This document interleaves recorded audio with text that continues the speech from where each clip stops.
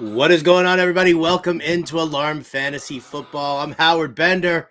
Look at that. I've got Britt, Flynn, and Ernie Acosta in disguise today, right down there. Earn dog?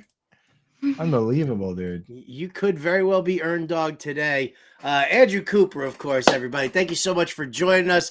We got the band back together. It's like we did this yesterday also for at least a brief part of the show, but we're back from the Fantasy Football Expo. We got a lot of ground to cover between now and the start of the regular season. But we're gonna have a little fun today.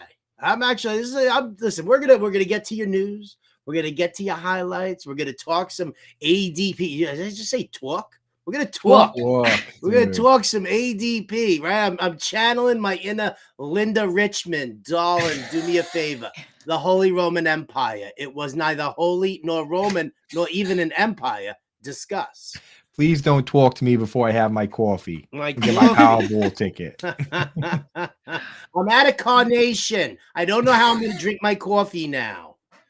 But anyway, listen. Well, you know what? Actually, speaking of food or beverages or anything like that, we're going to be doing a little fun comparison. We're going to take football players, and we're going to tell you what kind of food best represents that player. We're going to do a little food and football pairings today. So if you guys have one of your own, by all means, throw it into our chat. If you're watching us here on YouTube, well, you better be smashing that like and subscribe button. You better be sharing this with the rest of your peoples here because, well, you know, we want to win as many fantasy championships as we possibly can this year. I mean, we've set the bar. Millionaire Mike moved the bar pretty high when he won $1 million using the playbook. So now there's many bars. There's many bars, right? Many bars. I want multiple championships for us. I want multiple championships for FA Nation, and I want multiple DFS wins. And I mean big ass wins, big.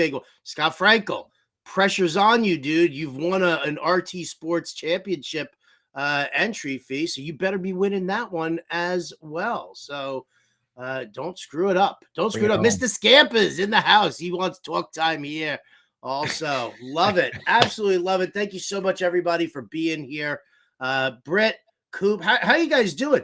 Britt, you were at Pantera last night. I don't know what you're dealing. So just a Tuesday Pantera. It up at the expo. Then you come back home on Monday. You do work on Monday. You do shows on Monday. And then last night, after doing shows again throughout the day, you land at a Pantera show. Are you okay? Are you all right? Blink twice if Sellers has you kidnapped or something like that and is dragging you to heavy metal stuff. No, I actually love heavy metal. That's how Sellers and I kind of bonded. We love everything. Normally, you know, if I wasn't older and super sore, I would have been in the pit. But I'm old and tired. So I enjoyed my VIP seats and just got to watch everybody else. And yeah, I stayed away from it. But it was very fun people watching. Yeah, I actually had a very similar night last night. Yeah. You did very similar to your Pantera pit story. I actually stayed at home with my newborn child and stayed up all night. So we were rocking and rolling. It got pretty loud, just like your concert did, and I didn't get much sleep. So probably very similar experiences. Yeah. You know what? I slept like a baby last night, like an absolute baby. Don't even say that. Don't even say like a baby. I bounced from show to show. I was sitting on the couch by like 9 o'clock. My head started doing the bob and weave, and the wife was like, "You know what? It's time for bed." I was like, "Yeah." And then she put me to bed and then sat and watched TV on her own for like another 2 hours, apparently. That sleep like a baby thing is such a lie, dude. Unless you're talking about somebody who gets up every 3 hours and starts screaming, right? Like that's how babies sleep, man. Well, that's what my prostate does in the middle of the night. So, and it's actually every 2 hours. So you did sleep like a baby. Thanks so much for bringing that up there. All right, let's get to some fantasy football talk. Let's get to some NFL speak. Let's talk about, that's right, everybody's favorite, the popcorn headlines, the injury updates. Earn Dog, let me hear my news ticker.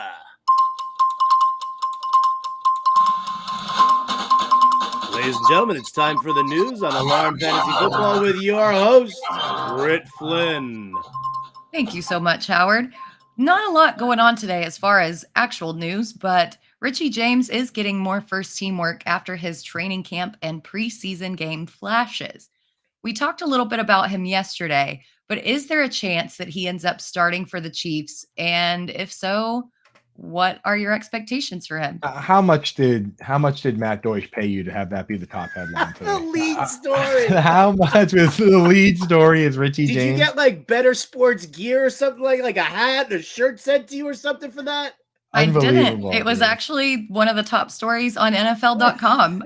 Deutsch had nothing to do with that headline, actually. Unbelievable. It is funny though. I swear, every like 2 weeks something comes out that kind of leans Matt Deutsch's way. I remember seeing a NFL next gen stat that was about bring catch rate on catchable balls, and the entire list was like Jamar Chase, Justin Jefferson, Cooper Kupp, and the number one name on the list was Richie James.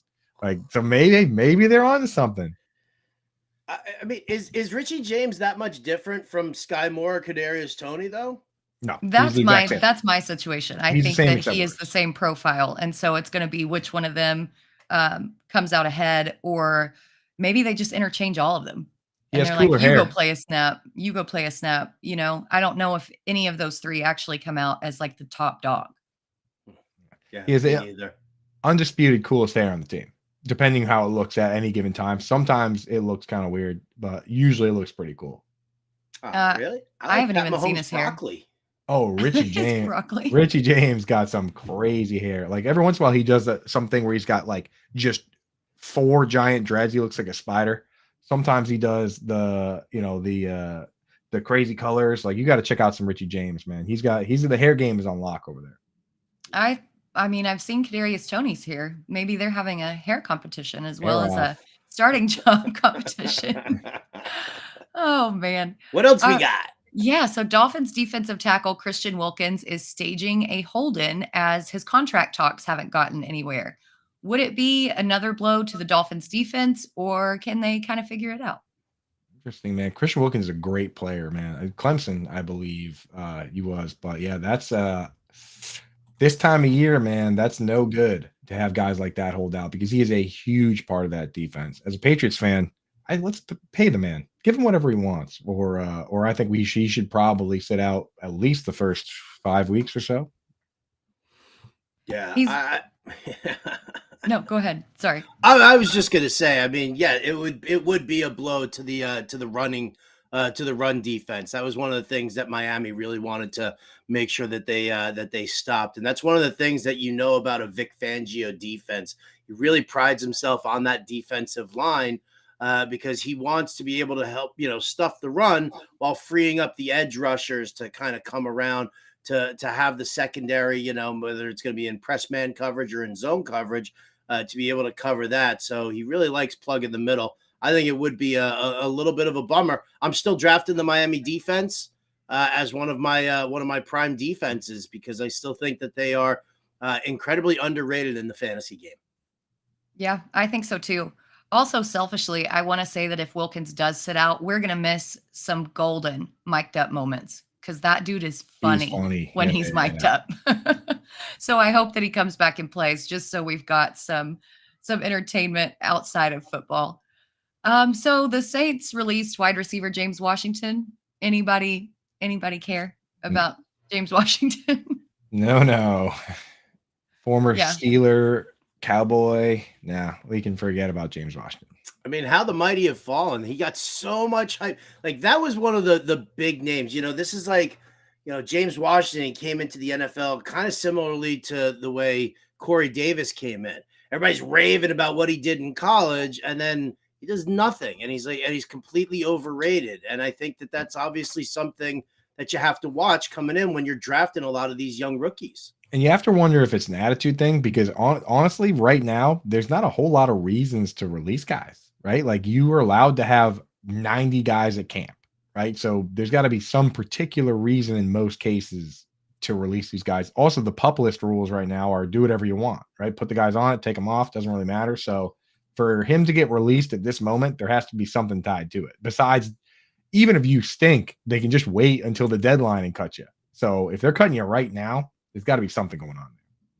Yeah, and then you factor in the depth, with Rashid Shaheed and Traquan Smith and their groin injuries, and you're still cutting him. So Yeah. there's definitely something no bueno there. Not good. What do you have for All popcorn, right. Britt? That's Yeah. what the people want. The people I- want the hype. They want the hype. Yum, yum, yum, yum. There is hype here, and I love this particular piece of hype after drafting Bijan Robinson in the Queen's Classic. The Athletics' Josh Kendall believes Tyler Algier will see 170 touches in 2023. His prediction for Bijan Robinson is 301. Are we so? No, who put that in the chat? I'm so sorry. No, this is so bad. Ernie, can you What? bring that up? Traylon Burks carded off right now. Oh, Is that true? jeez. I don't know. It just popped up in the chat. Burks Yeah, limped off Scampers. practice just now, holding left knee. Boy, jeez. No.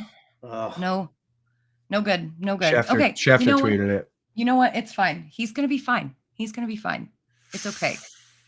Devontae There's, Adams. there's Britt sitting in the fires of hell with a cup of coffee in her hand. It's fine. It's fine. That's the opposite of popcorn headlines. It right? is the She walks in opposite. Right. This was like my popcorn just caught on fire in the microwave. Yeah. I mean, we got to talk about it. Randy Miller asked Hopkins season. I mean, it goes to Hopkins, it goes to Chig. No, you hate for it to happen that way, but I mean, they don't really have much else. They might even, considering they've committed now to competing now, if there's anything serious, they might be in the market for adding people because they are too thin to be losing anybody right now. Yeah, 100%. And Mr. Scampers does make a good positive point. Just remember that all players get carted off. Justin Ross was carted off yesterday and was back at practice today. So hopefully it's just a precautionary. Perfect time for situation. Sellers to join the chat. Sellers, Right. turn around.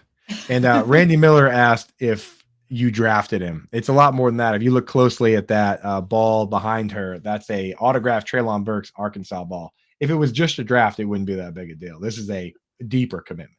Yeah, this is deep. This hurts me to my core. Sellers, that's not the news I'm wanting to see. I'm leaving. I know, dude. Wrong time to pop back in. Bud. All right. He's like, I'm going back to mowing the lawn, even though I did it yesterday. Yeah, I'm gonna come home from work and mow the lawn just to avoid this. So Okay. almost 500 touches for the running backs is what you were saying for Yeah. the Falcons. I mean, that'd be wild. And how many does he have Matt Collins predicted for? 3? I didn't see Matt Collins mentioned. Yeah, I didn't either. I saw the I saw what we were looking at there. I just I mean, it was kind of interesting that really puts Tyler Algier at 10 touches per game, which does, I mean, it seems like a lot in my opinion. That's why I to be perfectly honest, I thought that I would see Bijan getting 320, 330. I thought they were going to between. I mean, because we're not just talking carries, we're talking touches here. Right. So I figured you're going to be utilized in the passing game as well as that. And so I thought that number would be up a little bit. I mean, 10 touches for Tyler Algier, it still seems like a lot. Maybe I'm wrong, but still. So, to put in perspective, 170 touches. A guy like Jerick McKinnon last year, I think he had 70 or so carries and 70 or so or 71 targets. So he was sitting at if we just count the carries and the actual receptions, he was sitting at 120. So, and he was relevant for a good chunk of the season. So 170, that means, that type of prediction means this guy's going to be in lineups. Yep, I hope so because I've got him handcuffed to Bijan in Queen's Classic. So, I would be totally down for that. Your RB1, if I remember correctly, Bijan's your RB1 and Algier's your RB3 in that draft. Yeah. Yes. Yep. Oh, there you go. Which I fully believe that they are not going to switch offensive identities.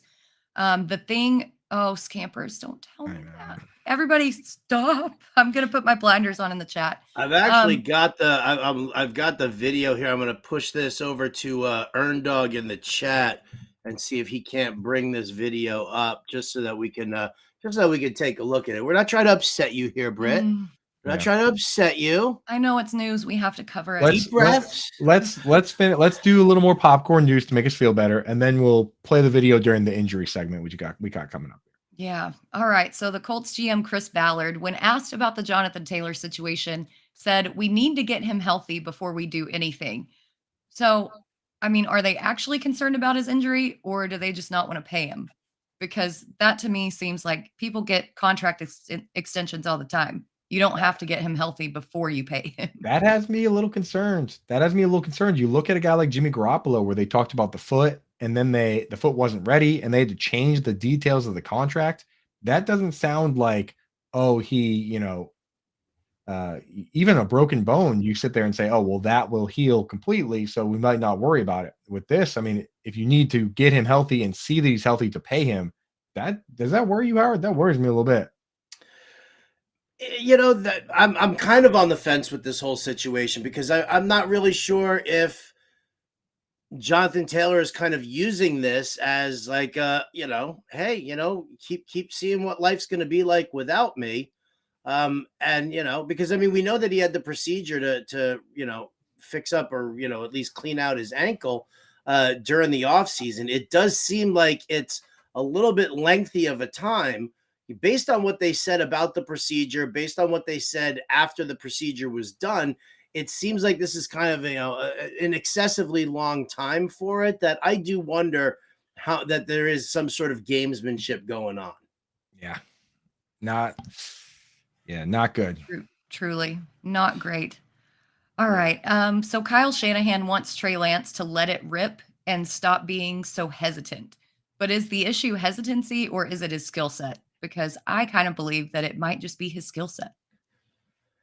I mean, everybody deals with the injury like that differently. And, I mean, just to kind of equate it to baseball in the sense, Ronald Acuna, when he came back from, his ACL injury, talked about the fact that he was so gun shy in the box when he first came back, that it affected his swing. And he was, because he was kind of nervous about, like really just making that cut and, and pivoting off of that knee. He said, after a little, after some time spent in the cage, he felt a little more comfortable, and then he let it go. So, I mean, listen, maybe it's just, Trey Lance is a little nervous about getting his leg blown up again, in that sense. And if Shanahan sees that he is hesitant, I mean, listen, I think Shanahan's a pretty good judge of stuff like that as far as watching it. So, I mean, again, I'm gobbling up shares of Brock Purdy like super late in drafts right now. We just did the dynamic rankings. I moved him way up. I think I moved him all the way up to 19 or 20, and maybe even high. We might have to go higher, Howard. How high are you thinking for a guy like Purdy right now? If it's looking set in stone, he's going to be the starting quarterback for the 49ers. The guys I had trouble moving him ahead of was that tier of like Geno Smith and Jared Goff and Daniel Jones, but I was willing to move him ahead of Kenny Pickett, Jordan Love, that whole gang. So I moved him ahead of Matt Stafford, I believe. I moved him way up. I mean, would you rather have like a Geno Smith or a Brock Purdy? I mean, I kind of put them together. Go ahead, Britt. I was going to say, I think the ceiling is higher with Geno, but the floor is more stable with Purdy. Yeah, so I think they are kind of in that same situation. It just depends on what you're looking for.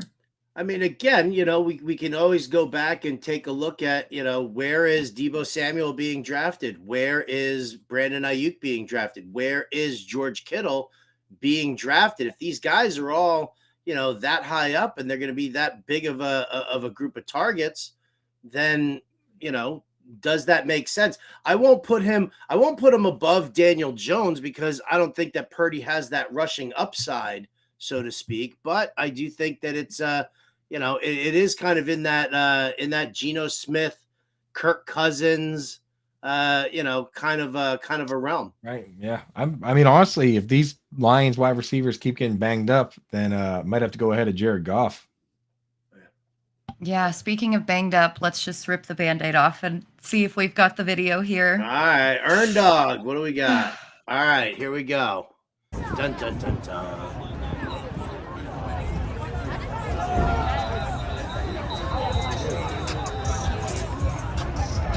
I mean, that didn't look that bad. His reaction looks bad. His reaction looks bad. His reaction looks bad. Getting hurt to a soundtrack. I don't know. That didn't look like, like a non-contact, like, oh my God, the dude just fell and crumbled to the ground. Yeah, he might have just got rolled up on. It may just be a sprain. Yeah. It may just be fine. Positivity. I was going to put some positivity on it. It'll be just fine. Yeah, I'm sending all my vibes to Traylon Burks right now Send your vibes to Burks, healing. people. Hey, before we jump back to some injury news, there's actually a question here in the chat room, and I'm not just going here because Chris Weaver's saying I love you, Howard Bender, because I love you too, Chris Weaver, and you know it, buddy. You know it. That's Chris Weaver from NFL Films, everybody. If you ever saw the well, let's see. How about just go easy for those of you who know me. If you ever saw the video of Fish doing the Russell Wilson, the Wilson chant in the Gorge in Washington, and asking Seahawks fans to jump in on that. That was a brilliant short. That was done by Chris Weaver, who also did the whole Nick Mangold meeting Trey Anastasio at Madison Square Garden a couple of years back. So he's clearly talking about where I have Jahmyr Gibbs in the cheat sheet right now, and he's asking why I don't believe that Jahmyr Gibbs should be drafted as a top 20 running back here, because this top 20 might be a little that's a little deep. Where do I have 1, 2, 3, 4, 5, 6, 7, 8, 9, 10, 11? I've got him listed 12th there. I've got him listed as an early third round pick in the cheat sheet. That's reasonable. I'm not in on him, because I do have some concerns that he could be DeAndre Swift 2.0. Great out of college. Oh, we're going to line him up in the slot. Oh, we're going to line him up everywhere. He's going to be a wide receiver. He's going to do anything.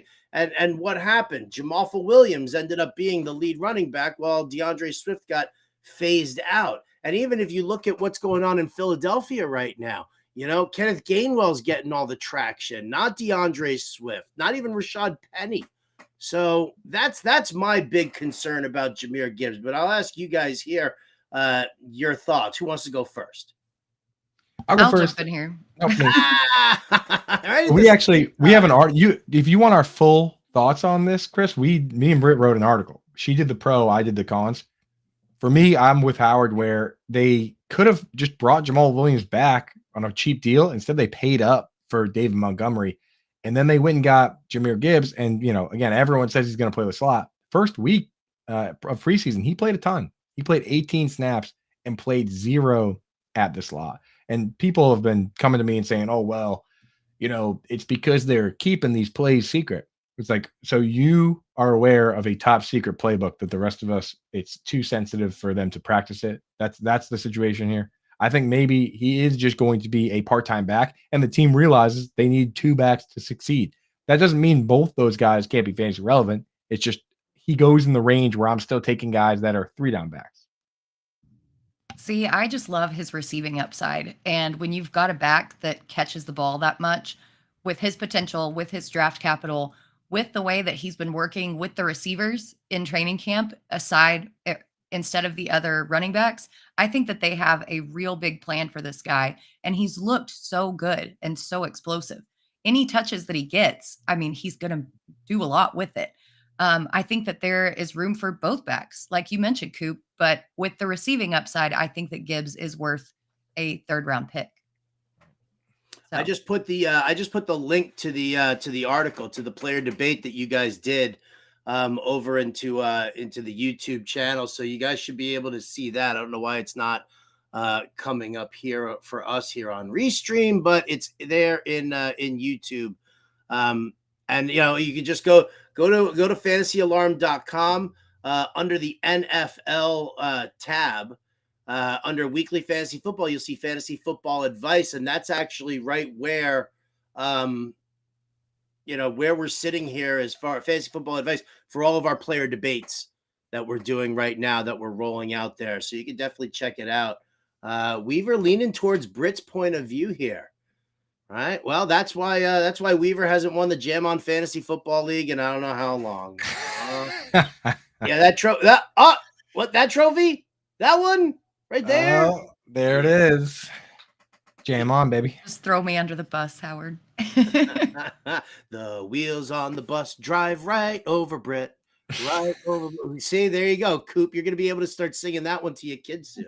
That's right. Read the article, and then you can make your own decision with all the information available. You didn't win last year. You were like a co-winner there last year, Weaver. It was like the non-championship year. A win is a win. A win is a win. All right, so let's run through the last bit of these injury updates. Amon-Ra St. Brown and Jamison Williams both suffered leg injuries in practice today. Not great. Panthers head coach Frank Reich said that Miles Sanders and his groin injury is getting close to a return to practice. Cardinals tight end Zach Ertz was activated from the PUP list. Ravens cornerback Marlon Humphrey is set up to miss extended time because he needs surgery on a foot injury every year, man. And Russell Gage was unfortunately carted off the field after a non-contact injury, and the ailment is season ending. Yeah. So huge bummer.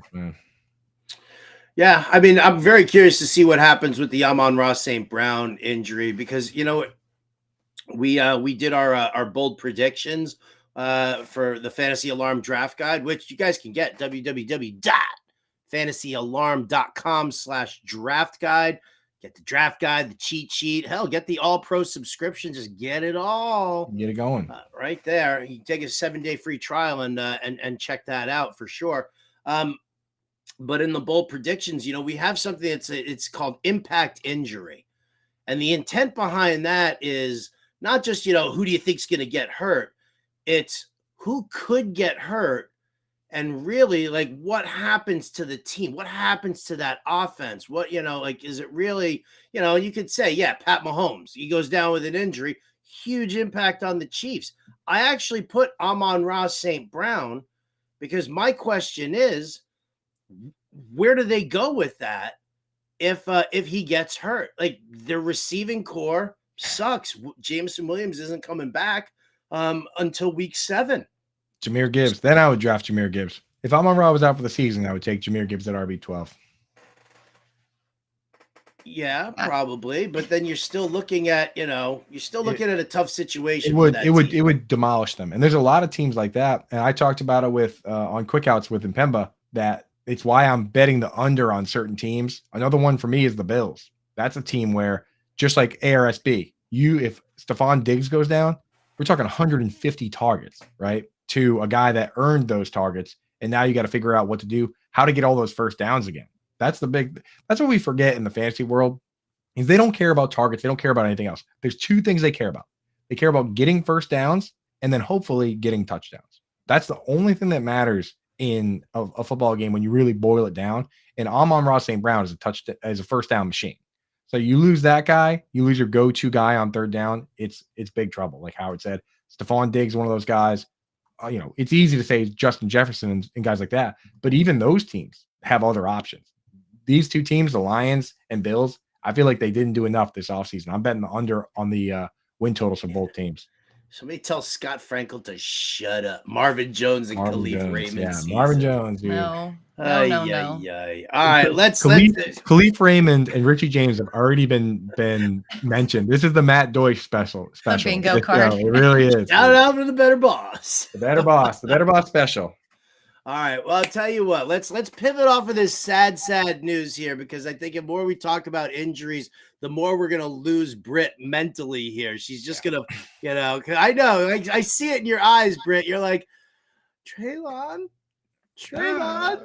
We'll wait. And Sellers got a flat. And Sellers got a flat too. So there you go. Sellers and Treylon Burks a flat on the same day. We'll see what happens. When it rains, it pours. Exactly. All right. So we'll leave the little bit of the news behind here. We'll move on to something that's a little more exciting for draft purposes. And that's not just regular drafts, but also in best ball drafts as well. I want to shout it out to our friends over at Underdog Fantasy. You guys, if you haven't started playing on Underdog Fantasy, you really need to get on over there. And we've got a fantastic deal right now for you. Go to fantasyalarm.com/underdog. And when you sign up for the very first time and you make your first deposit, use the promo code ALARM and you'll get a 100% match deposit up to $100. That's 4 entries into the Best Ball Mania 4 contest that they're running, which is what, $3 million to the top prize there. So you're looking at some fantastic stuff. It's Underdog. It's fantasyalarm.com/underdog, promo code alarm for that match deposit. And I mean, listen, best ball contests are going on all the time. They're doing drafts left and right, from, as low as $3 to jump in on one of these drafts. They've got fantastic pick'em contests. Their new weekly winners, that's actually going to be really cool. That's a best ball format where they're doing payouts every single week. It's not just boom, first, start of the season. So you're going to want to get on that. It's like 20 grand per week, 20 grand per week.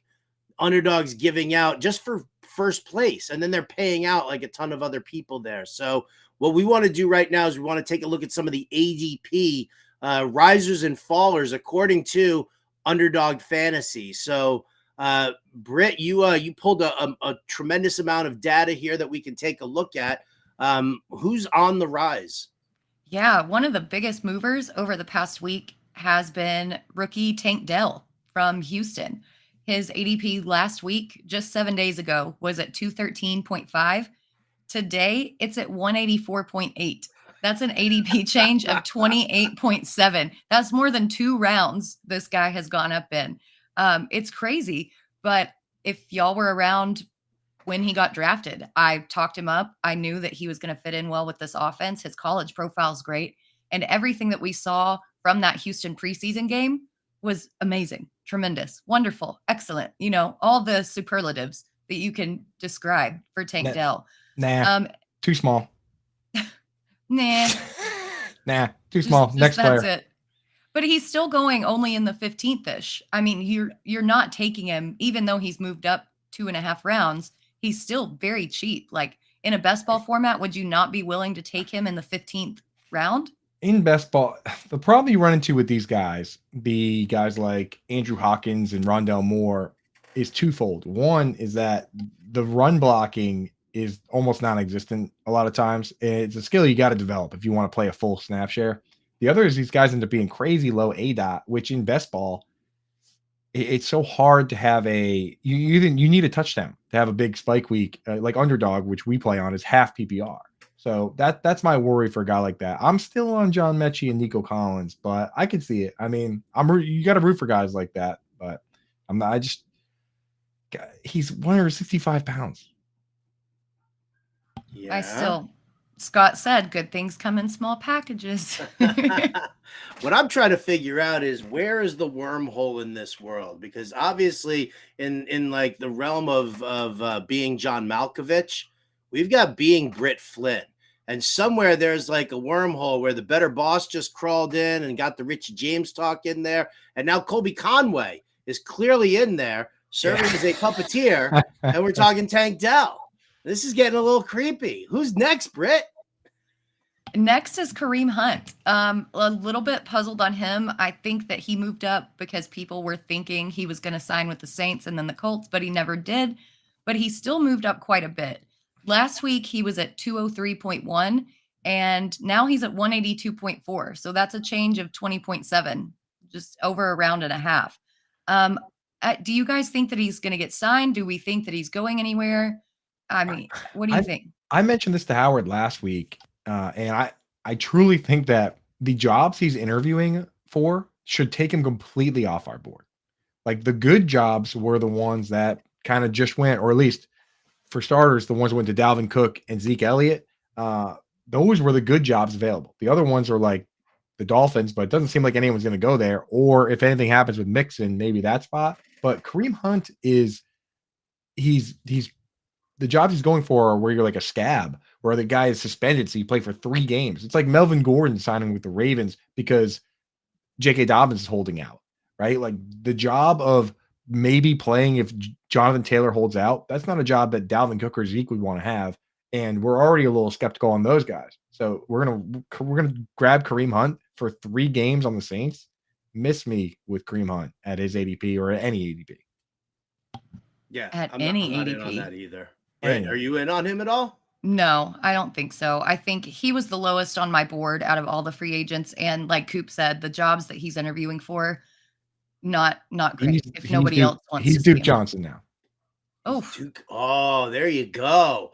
That's a pull. All right, He's then Duke let's Johnson. clear the deck on that one here. Britt, you got Kenneth Gainwell listed there as a another strong change in ADP. I'll ask you this. He was at 168.8. He's now at 152.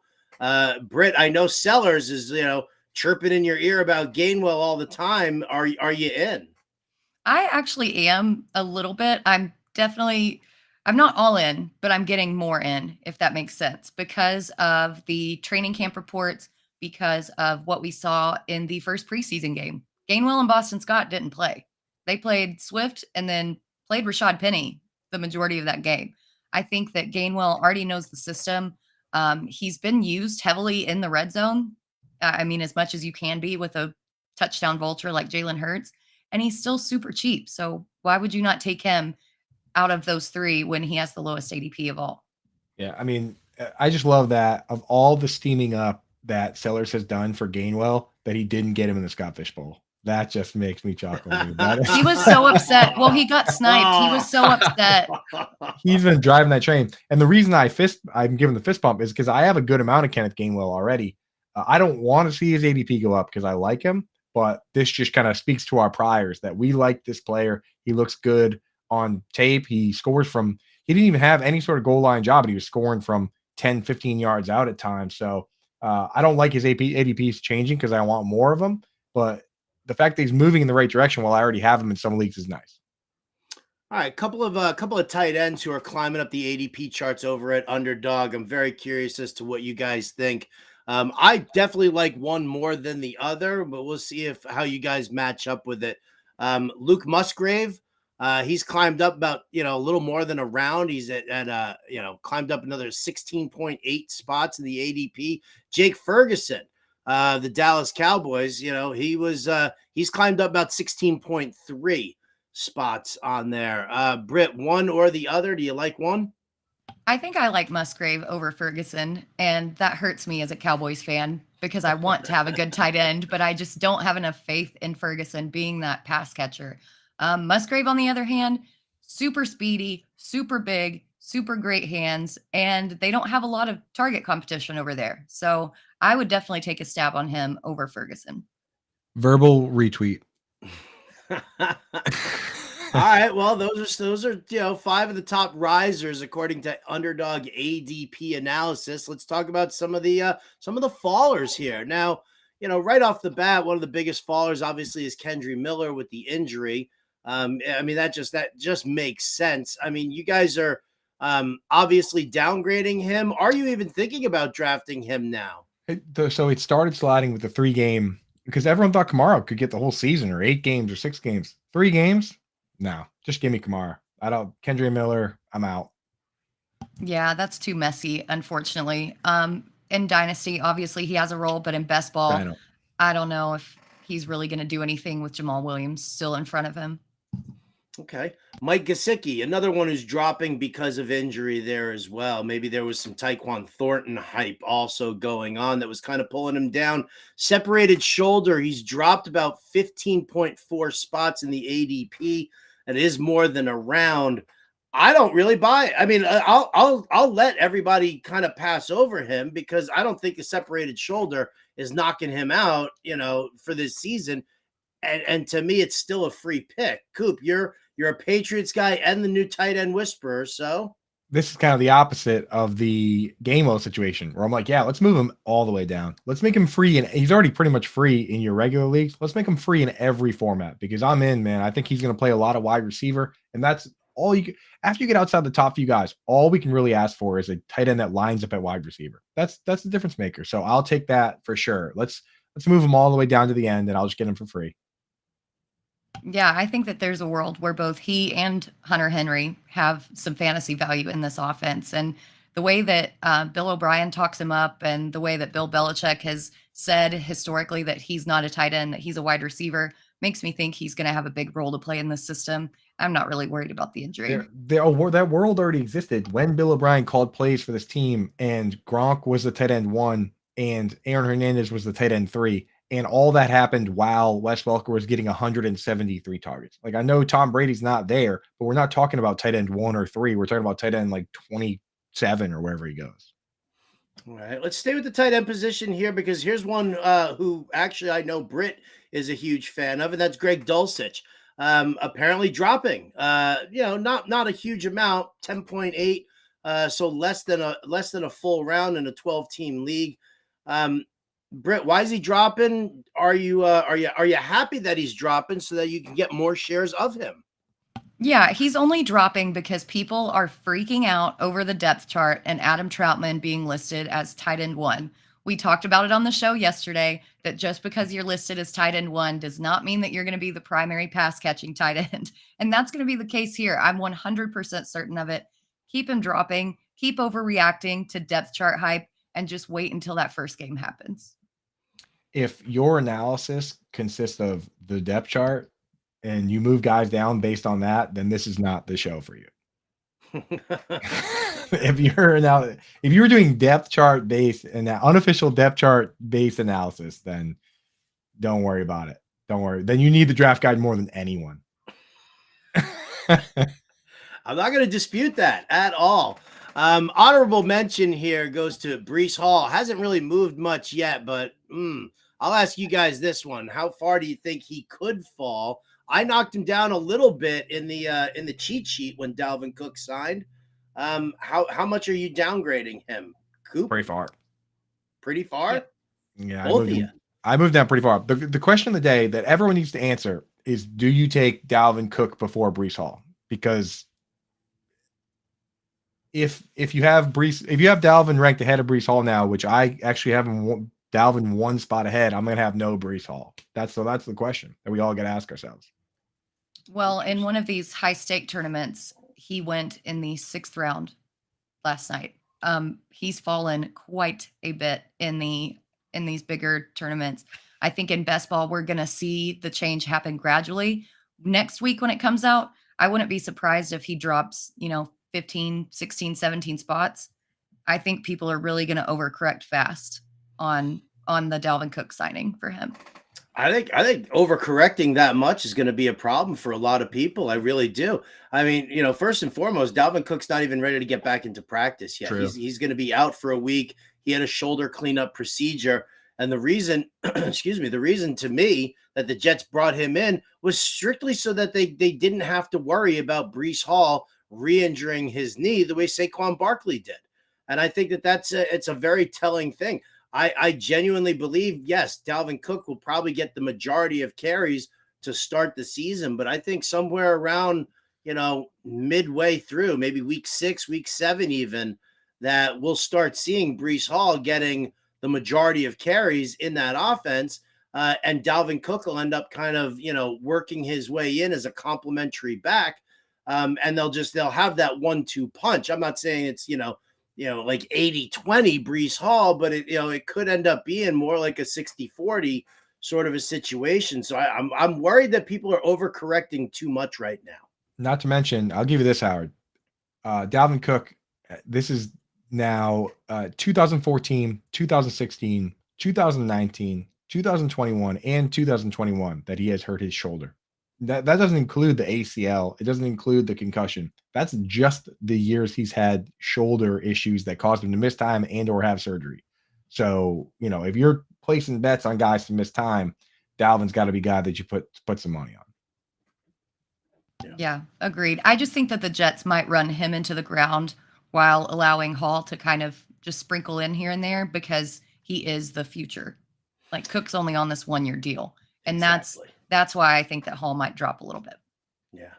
And I'll throw another honorable mention out here, because apparently those Texans stacks are dropping in the best ball format. CJ Stroud and John Mechie both diminishing here on the ADP trail. It's not huge, but apparently that's dropping because I'm sure everybody is now in on that Baker Mayfield, Chris Godwin, Mike Evans stack that I threw out there for everybody on yesterday's show. This is a one day change. Exactly. Want to thank our friends over at Underdog Fantasy, the ADP that we use here for their best ball tournaments that they're running right now. Again, go to fantasyalarm.com/underdog. All right, use the promo code ALARM when you sign up for the very first time. They'll match your deposit 100% up to $100. So you throw in $100, you get $100. That's 8 entries right off the bat to the Best Ball Mania 4. You could do 4 entries to the Best Ball Mania 4, and then you could spill the rest of it into some of the smaller state contests that they have over there. Either way, it's an absolute phenomenal deal. I highly recommend it. Fantasyalarm.com/underdog. Promo code ALARM gets you a 100% match deposit up to $100 for first-time depositors. All right, guys, let's turn around. We promised everybody, that we were going to have some fun with things today. The Treylon Burks saga, not fun. It's already upsetting Britt. Britt, if you're like me, which you're probably not, but I like to eat my feelings. So when I'm like super sad, single serving pint sizes of Ben and Jerry's, I just start shoveling that in, and it makes me feel bigger and better. But so let's eat our feelings here. What we're going to do today is we're going to talk football players, food. We're going to pair them up. Who is represented by what food? Who wants to start things off? I'm going to start with Britt Flinn. Britt Flinn, give us that first pairing. What are you looking for? So I have Ryan Tannehill compared to oatmeal, and it's not exactly why you think. So on the face of it, they look plain, they look boring, they look just kind of meh. But if you spice it up a little bit, throw some apples, throw some cinnamon in there, or throw Treylon Burks or DeAndre Hopkins in there, then it gets a little bit more exciting. Throw a rushing touchdown in there. It's a little more exciting. You can make oatmeal whatever you want it to be if you add some toppings.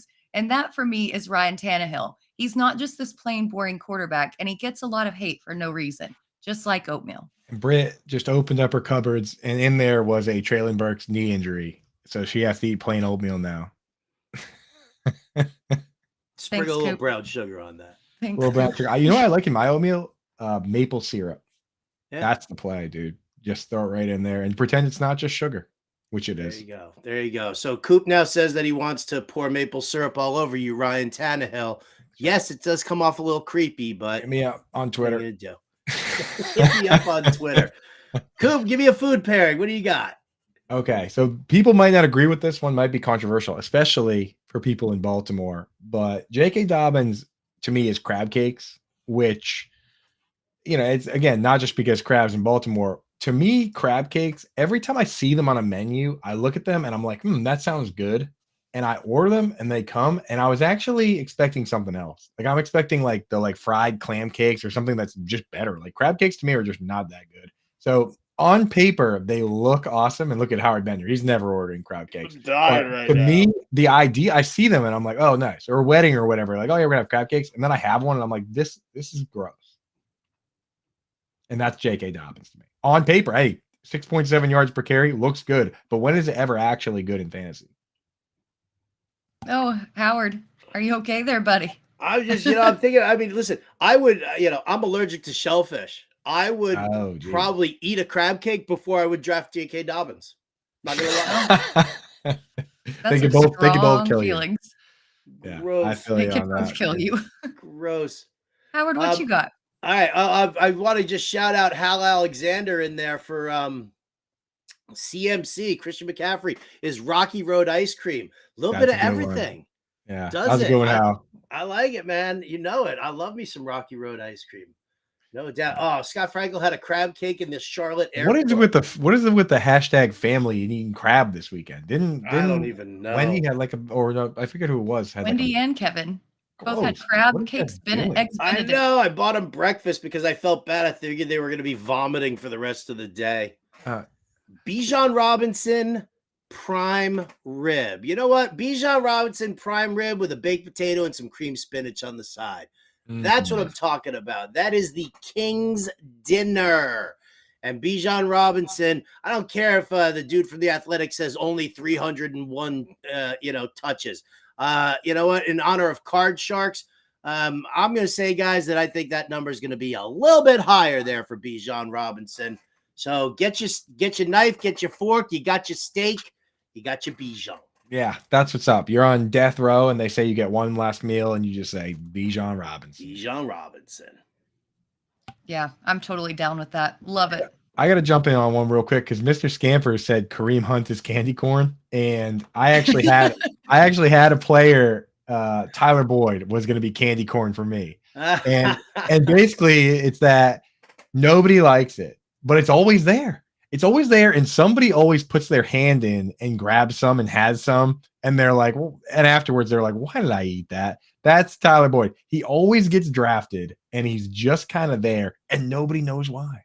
Nobody knows why they take him. Nobody knows where it comes from. Where does the candy corn even come from? Like, it's just there. It's just there. It's processed sugar. My wife is a big candy corn fan, so better watch it, guys. I have lawn ornaments. That are like this big, right? That are candy corn that light up. So yeah, it's her and Linda. Cute. Linda also likes candy corn. It doesn't make any sense.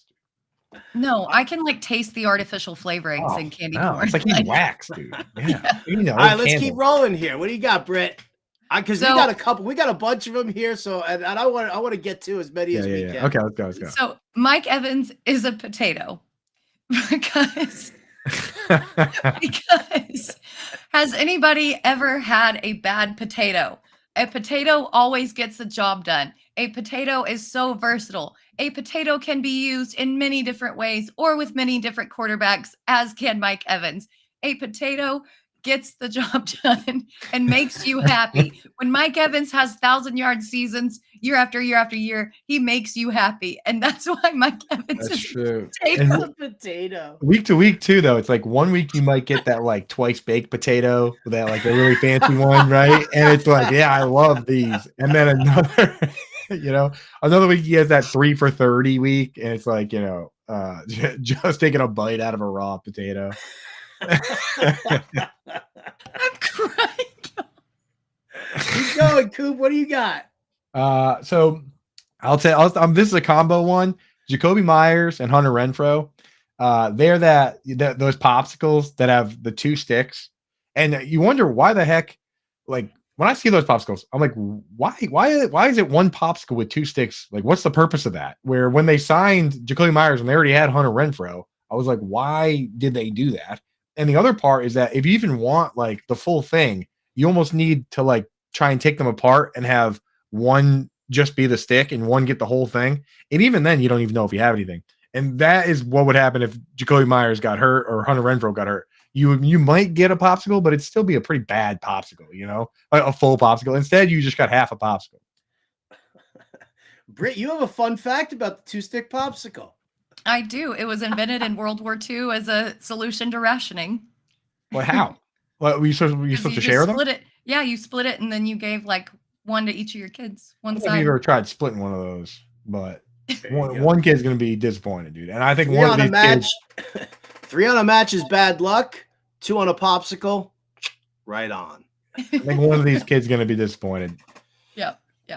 Cortland Sutton is Kraft macaroni and cheese. Because, you take a look at the box in the supermarket, you're like, really? Am I going to buy Kraft macaroni and cheese? We all remember it from childhood, and, everybody kind of looks down on that at all. But then all of a sudden, you taste some of it, and you're like, damn. You're brought back to a time where you're happy, you're enjoying yourself, and Kraft macaroni and cheese, and that's what's happening. Cortland Sutton's going to go into that time warp this year, and he's going to be a dominant wide receiver in that offensive scheme for the Broncos.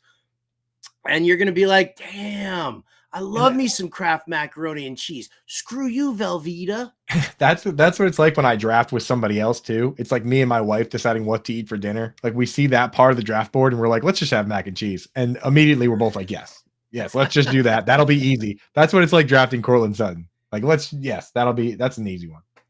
All right, we got a couple of minutes left here. Britt, where are you going next? I'm going with Daniel Jones being Chipotle guacamole because it's fine and it gets the job done, but it's overpriced and and people talk about it too much. It's true, yeah. And I think that it's funny that people talk about the price of the guacamole on a regular basis. And Daniel Jones is one that he comes up way too much. He truly does. Yeah. You got another one, Howard? What do you got? Yeah, you go. I did 3 already. Did you? All right. Aaron Rodgers is foie gras, right? It's all fancy schmancy, and you think it's all highfalutin, but deep down, it's just gross. Just gross. And nobody actually likes it. Nobody really likes foie gras. They always claim to, but they really don't. Yeah. Can we make it another round? I'll just say it here. Dak Prescott, soup dumplings. You look at a plate of soup dumplings, you're like, wow, this looks great. This looks great. You know, you don't know really what you're up against here, so you pop one into your mouth, and then it blows up in your face. That's Dak Prescott right there. I'm going to say that Amon-Ra St. Brown is food truck tacos. So on the outside, you look at it, it's kind of beat up, kind of shabby, but then you have these tacos, and they are the most amazing tacos you've ever put in your mouth in your life. That's what Amon-Ra St. Brown has done. 4th round draft capital. Nobody was expecting much, but damn, has he been good. If Amon-Ra St. Brown is food truck tacos, then Michael Thomas has lately been a gas station burrito, where it seems like such a good idea at the time. And you think you're walking away with house money, but very soon you'll be paying for it. And Treylon Burks is now a one-stick popsicle, so let's just remember that. Oh, that's going to do it for us here on Alarm Fantasy Football. Thank you so much for tuning in, everybody. Absolutely love having you here. For Britt, Flynn, for Andrew Cooper. Big thanks to Ernie Acosta, our producer. I'm Howard Bender. We'll catch you next time.